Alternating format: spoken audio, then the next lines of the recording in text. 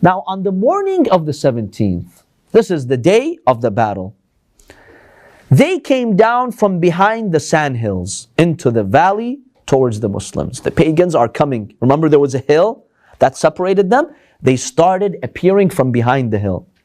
When Muslims saw their sheer size, 1,000 men, and they were only 300, they got scared. And they turned to Allah. They started supplicating to Allah. Al-Imam Abu Ja'far al-Baqir alayhi salam, he captures the dua of the Prophet. He says, لما نظر النبي صلى الله عليه وآله إلى كثرة المشركين وقلة المسلمين. When the Prophet saw the big size of the pagans and the small size of the Muslims, استقبل القبلة وقال, he turned to the Qibla and he says, اللهم أنجز لي ما وعدتني. اللهم إن تهلك هذه العصابة لا تعبد في الأرض. He says, oh Allah, fulfill what you've promised for me, that you will make Islam victorious. Oh Allah, if these Muslims die, you won't be worshipped on earth anymore. Who's going to be a believer? These are the only believers on earth. اللهم هذه قريش قد أقبلت بخيلائها وفخرها. Oh Allah, this is Quraysh. They've come with their arrogance and pride. They have come to attack your messenger. اللهم فنصرك الذي وعدتني به. اللهم أحنهم الغداة. Oh Allah, give us your victory that you promised me. Then the Prophet mobilized his army. He prepared them. He told them, lower your gaze. SubhanAllah, look at the tactics that the Prophet used in battle. He told them, غُضُّوا أَبْصَارَكُمْ. Lower your gaze. Don't look at the horizon, at the army. Don't start the battle. Just wait like that. And don't say a word. Sheer silence. The Prophet is telling the Muslims to do this.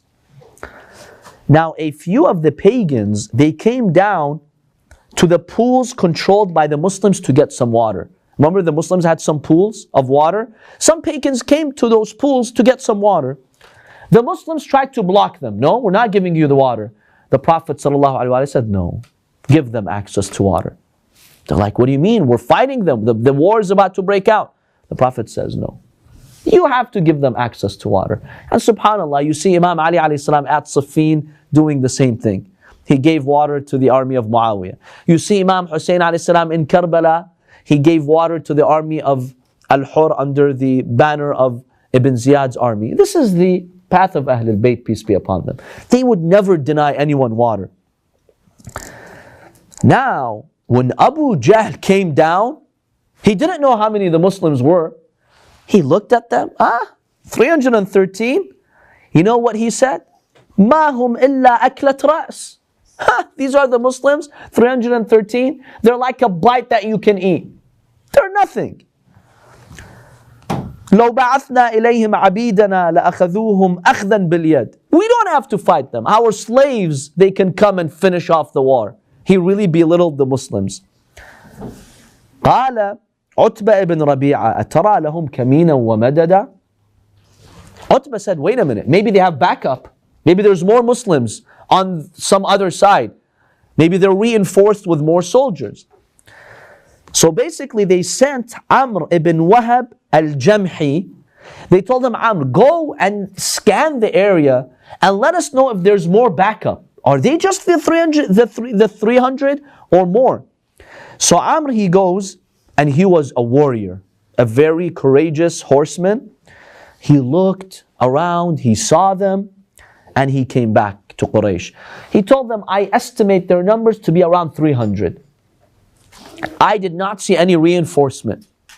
I looked, I scanned the whole place of Badr. That's it, they're just 300. There's nobody else on the northern edge that is serving as reinforcement. Because remember, sometimes that was a war tactic. You put 300 in the front line. Once that you exhaust the army, then you send another 300 by surprise. He's like, no, I don't see any of that. But then Amr ibn Wahb, he's like, look, it's true that there are only 300. But let me tell you something. He says, he says, ولكني قد رأيت يا معشر قريش البلايا تحمل المنايا. Quraysh, let me warn you, the faces I see, they're so determined to fight, I can see death all over the place. Think twice about this battle. And then he gives the Muslims an interesting description. He says, أَمَا تَرَوْنَهُمْ خُرْصٌ لَا يَتَكَلَّمُونَ. He says, they're not even talking. They're standing there without saying a word. يَتَلَمَّضُونَ تَلَمُّضَ الْأَفَاعِ. He gives a beautiful description. He says, have you seen a snake when it wants to attack? It takes out its tongue. It rattles its tongue. He's like, I see them like snakes about to fight us. Now, he didn't say this negatively. He meant to say, the scene is scary. Don't underestimate them.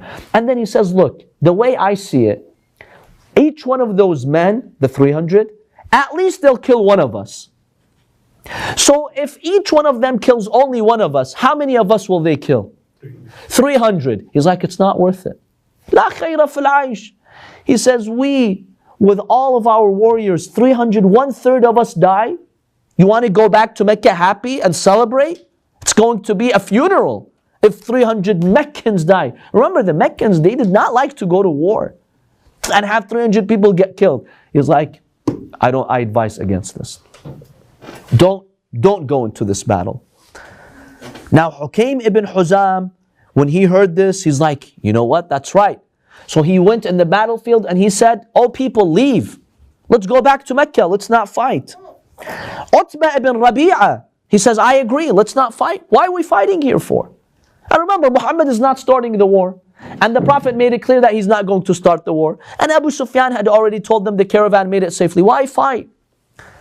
But Allahu Akbar, this Abu Jahl, this evil, arrogant, stubborn man, he refused.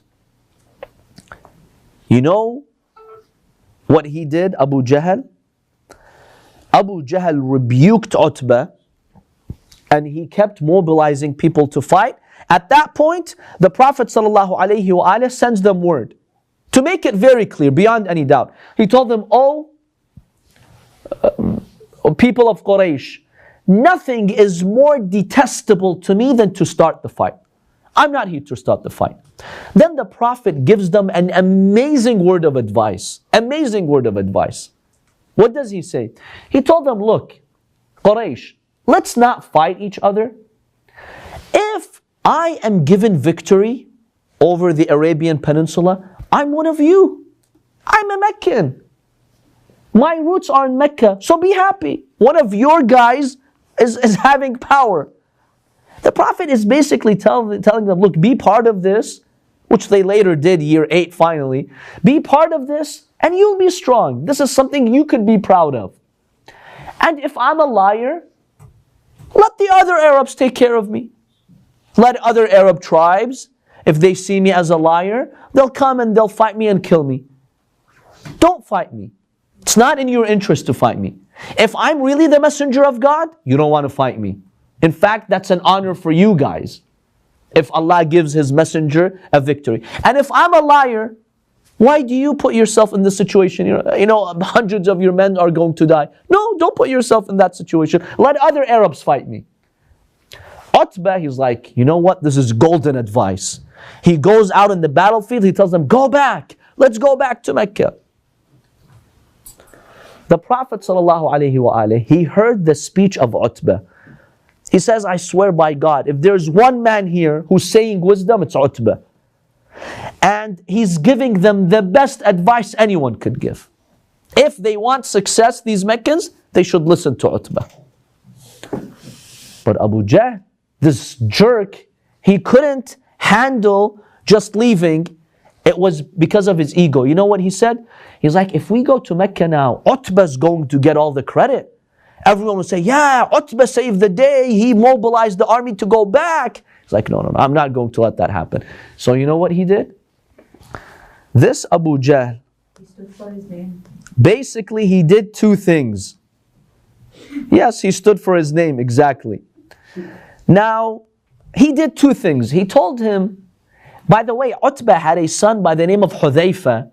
He was with the Muslims. He had converted to Islam and he was fighting on the Muslim side. Utbah, this pagan leader, his son was with the Muslims. Abu Jahl, you know what he says? He says, Utbah, I know why you don't want to fight. Because your son is on the other side and you don't want your son to get killed. Number one. Number two, Utbah, you're Jaban. You're a coward. Don't say to an Arab man in the battlefield, coward. He'll go crazy and do what you want him to do. He's like, I'm a coward. You know what he does? He comes down, he grabs Abu Jahl by his hair, he pulls him, and he strikes the horse of Abu Jahl, such that the people in the Meccan army, they thought he's going to kill Abu Jahl. He's like, I'm the coward? I'll show you who's the coward. So Utbah, he gets infuriated and he wanted to demonstrate that he was not a coward. He puts in armor and he says, okay, let's go and fight. See how Abu Jahl, he led them to this fate? And he even himself, he got killed in this battle. So, unfortunately, this is what happened at the Battle of Badr. He mobilized the army and they came to confront the Prophet sallallahu alaihi wasallam.